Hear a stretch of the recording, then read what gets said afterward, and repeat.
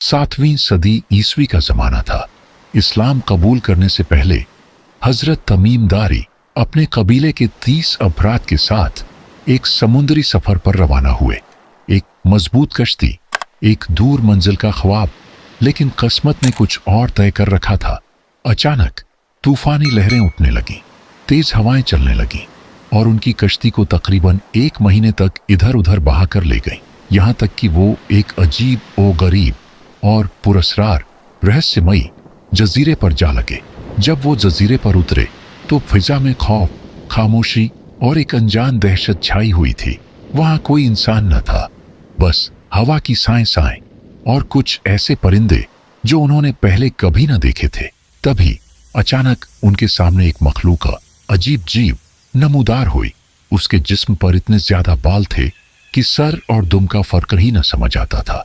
वो मखलूक बोली, मैं अल-जसासा हूं। वो मखलूक खौफनाक थी, मगर उसने कहा कि घबराने की जरूरत नहीं, एक शख्स उनका इंतजार कर रहा है। वो सब अल-जसासा के पीछे हो लिए और घने जंगलों, कठिन रास्तों से गुजरते हुए एक वीरान खानकाह दरगाह तक पहुंचे। वहां उन्होंने एक अजीब ओ गरीब मंजर देखा। एक बहुत बड़ा शख्स मोटे लोहे की जंजीरों में जकड़ा हुआ, आंखों में चालाकी, चेहरे पर जलाल। उसने गहरी आवाज में सवाल किया, तुम कहां से आए हो? जब उन्होंने अपनी दास्तान सुनाई तो उसने अजीब सवालात करना शुरू किए। मुझे बताओ, बसान के खजूरों के पेड़ क्या वो अब भी फल देते हैं? उन्होंने जवाब दिया, हां, वो अब भी फल देते हैं। फिर उसने पूछा, क्या तबरिया झील, सी ऑफ गैलिली में अब भी पानी है? उन्होंने कहा, जी हां, उसमें पानी मौजूद है। फिर उसने पूछा, क्या जुगरा जोहर का झरना अब भी बह रहा है? जवाब मिला, हां, वो बह रहा है। आखिर में उसने पूछा, उम्मी नबी, क्या वो मक्का छोड़ चुके हैं? और जब उन्होंने कहा, हां, वो यस्रिब, मदीना में बस चुके हैं, ये सुनकर उसका चेहरा उदासी और फिक्र में डूब गया। तब वो लोग समझ गए कि ये और कोई नहीं बल्कि वही फितना अंगेज हस्ती है, दज्जाल। दज्जाल ने गुस्से और नफरत भरे लहजे में कहा कि वो वक्त आने पर आजाद कर दिया जाएगा। जब वो आजाद होगा तो जमीन पर तूफान की रफ्तार से फितना, वो फसाद फैलाएगा। उसने उन्हें खबरदार किया कि उससे और उसके मानने वालों से बचना। ये मंजर देखकर हजरत तमीम दारी रज्जे और उनके साथी खौफजदा होकर दौड़ते हुए वापस कश्ती की तरफ लौटे। उनके दिलों में खौफ, आंखों में फिक्र थी कि जब दज्जाल आजाद होगा तब क्या होगा। जब वो मदीना पहुंचे तो फौरन नबी करीम हजरत मोहम्मद सल्लल्लाहु अलैहि वसल्लम की खिदमत में हाजिर हुए और सारा वाकया बयान किया।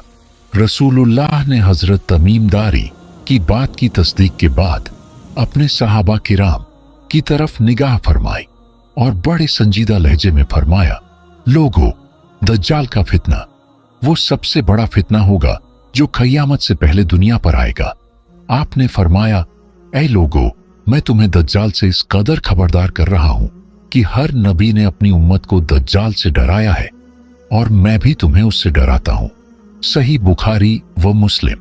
आपने दज्जाल के फितने से बचने के लिए खास हिदायतें भी अता फरमाई, जिनमें सबसे अहम ये थी, जो शख्स दज्जाल के फितने से बचना चाहे उसे चाहिए कि सूरह अल कहफ की इब्तिदाई 10 आयात की तिलावत करे। सही मुस्लिम। कुछ रिवायतों में आता है सूरह अल कहफ की आखिरी 10 आयात भी फितने से हिफाजत का जरिया है। नबी करीम मजीद इरशाद फरमाते हैं, आपने फरमाया, जो शख्स दज्जाल के बारे में सुने वो उससे दूर हो जाए, क्योंकि इंसान उसके पास जाएगा और ये समझेगा कि वो सच्चा है, हालांकि वो सबसे बड़ा झूठा होगा। सुनन अबू दाऊद। आपने ये भी फरमाया, दज्जाल के पास जन्नत और दोजखर होगी, मगर उसकी जन्नत असल में दोजखर होगी और उसकी दोजखर असल में जन्नत। सही मुस्लिम। आप खुद भी अक्सर दुआ फरमाया करते, अल्लाहुम्मा इन्नी आऊदु बिका मिन फितनतिल मसीह दज्जाल।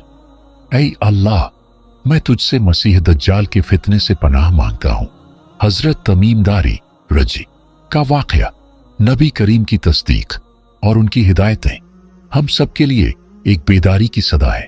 दज्जाल सिर्फ एक शख्सियत नहीं बल्कि एक फितना है, एक आजमाइश है जिससे बचने के लिए हमें कुरान, दुआ और सच्चे ईमान का सहारा लेना होगा। इस वीडियो को लाइक करें, शेयर करें और चैनल को सब्सक्राइब करें ताकि यह पैगाम ज्यादा से ज्यादा लोगों तक पहुंच सके और वो भी इस फितने को समझकर उससे बचने की कोशिश करें।